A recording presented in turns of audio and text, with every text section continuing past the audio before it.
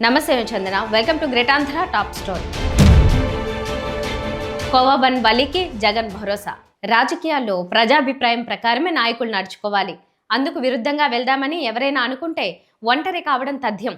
అందుకే సమాజంలో వస్తున్న మార్పుల్ని, ప్రజల్లో చైతన్యాన్ని పసిగట్టే చాకచక్యం రాజకీయ నేతలకు, అధినేతలకు అవసరం. ఎందుకంటే ప్రతిదీ నాయకులే గమనించి నిర్ణయాలు తీసుకోవడం అసాధ్యం. సమాజ చైతన్యాన్ని తమకు అనుకూలంగా మలుచుకునే నాయకులకే భవిష్యత్తు ఉంటుంది. ఈ విషయంలో వైఎస్ జగన్ తక్షణం మేల్కోవాల్సిన అవసరం ఎంతైనా ఉంది. ఈ విషయంలో వైసీపీ శ్రేణులకు వైఎస్ జగన్మోహన్ రెడ్డి స్పందన నిరాశ కలిగిస్తోంది.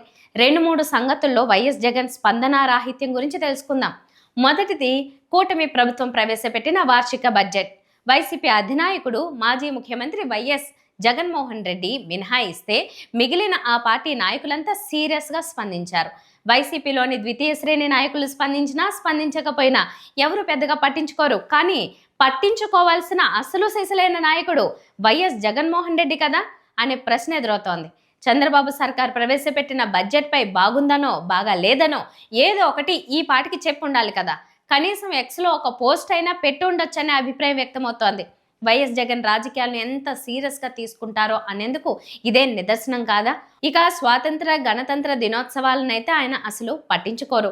అధికారంలో ఉంటే తప్ప ఆ 2 జాతీయ పర్వదినాలను వైఎస్ జగన్ అసలు పట్టించుకోరని ప్రత్యర్థులు ఘాటు విమర్శలు చేస్తుంటారు. ఇవి చిన్న విషయాలేమీ కాదు.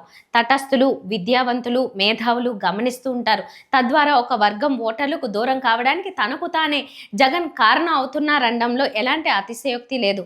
ఇటీవలి కాలంలో జాతీయ స్థాయిలో మహమ్మద్ దీపక్ కుమార్, అలాగే 2 తెలుగు రాష్ట్రాల్లో కోవాబన్ బలి వార్తల్లో వ్యక్తులుగా నిలిచారు. ఉత్తరాఖండ్లో ఒక ముస్లిం వస్త్ర వ్యాపారి తన దుకాణానికి బాబా అనే హిందువుల పేరు పెట్టుకోవడంపై కొన్ని మత సంస్థలు అభ్యంతరం చెప్పాయి.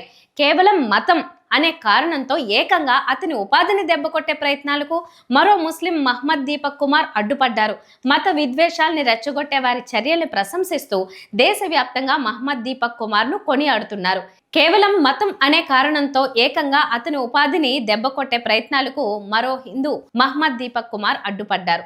మత విద్వేషాలను రెచ్చగొట్టే వారి చర్యల్ని ప్రశంసిస్తూ దేశవ్యాప్తంగా మహమ్మద్ దీపక్ కుమార్ను కొనియాడుతున్నారు. ఇక మన తెలుగు సమాజం విషయానికి వద్దాం. మేడారం జాతరలో కర్నూలుకు చెందిన బలి కోవాబన్ను కేవలం 10 రూపాయలకే అమ్ముతుండగా కొందరు యూట్యూబర్లు వెళ్లారు. కల్తీ అంటూ చిరు వ్యాపారి పైన మీ పెత్తనం అంటూ సమాజం యూట్యూబ్ జర్నలిస్టులను చీకొట్టింది. నిరక్షరాస్యుడైన వలీకి తెలుగు సమాజం అంతా అండగా నిలిచింది. ఈ విషయమై మంత్రి నారా లోకేష్ స్పందన ప్రశంసలు అందుకుంటోంది. ఇలాంటి మత విద్వేషాలను రెచ్చగొట్టే విధానాలను సమాజం ఎప్పటికీ ఆమోదించదని ఆయన ఘాటుగా స్పందించారు. అలాగే కోవాబన్ తిని రుచి చూడడానికి నేరుగా కలుస్తానని, అండగా ఉంటానని వలీకి లోకేష్ ధైర్యం చెప్పారు. ఇదే సందర్భంలో వలీకి జనసేన కూడా అండగా నిలిచింది. జనసేన ఎమ్మెల్సీ నాగబాబు సదరు చిరు వ్యాపారి వలీకి 25,000 ఆర్థిక సాయం కూడా అందించి శభాష్ అనిపించుకున్నారు. నిజానికి ముస్లిం మైనార్టీ ఓట్ బ్యాంక్ వైసీపీది. మహమ్మద్ దీపక్ అలాగే వలీ విషయాల్లో మొట్టమొదటిగా స్పందించాల్సిన బాధ్యత వైఎస్ జగన్ పై ఉంది. ఒక సమస్య విషయంలో ప్రజల తీవ్ర రియాక్షన్ను తమకు అనుకూలంగా మలుచుకోవడం కూడా రాజకీయాల్లో భాగమే. ఈ విషయంలో మంత్రి నారా లోకేష్ వ్యూహాత్మకంగా స్పందించారు. తన దగ్గరికి వలీని పిలిపించుకుంటానని చెప్పలేదు. తానే అతని దగ్గరికి వెళ్ళి కోవాబన్ను కొని రుచి చూస్తానన్న ప్రకటన ముస్లింలలో తప్పక సానుకూలత తీసుకొస్తుంది. వైసీపీ తీరు తామేమీ చేసేది లేదని, అండగా నిలవాలా లేదా అన్నది మీ ఇష్టం అన్నట్టుగా ఉంటోంది.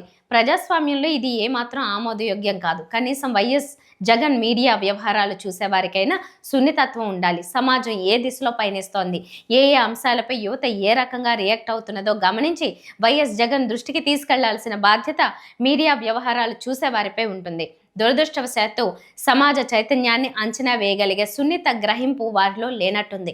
ఇలాంటివన్నీ చిన్న చిన్న విషయాలుగానే కనిపించవచ్చు. కానీ యువత అత్యంత ఎక్కువగా ఫాలో అయ్యే రంగాలను గుర్తుంచుకోవాలి. అందుకే వైఎస్ జగన్ తక్షణం మేల్కోవాల్సిన అవసరం ఉందని చెప్పడం.